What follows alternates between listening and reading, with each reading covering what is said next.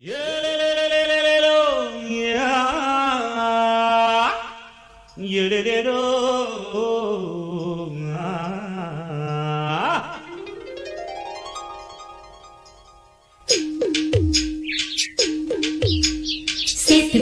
நாத்து நட்டு நாத்துக்கு ஒரு பாத்தி கட்டுறோம். காட்டுக்குள்ளில் போட்டு தந்த வெட்டுக்குள்ள பாட்டு கட்டுறோம். நம்ம மண்டு கடகு ரெண்டு கண்டு கடகு 6 மணிக்கு இங்கு ஏறு ஓடிப்பான். அந்தி வரைக்கும் இவன் சேரு மிதிப்பான்.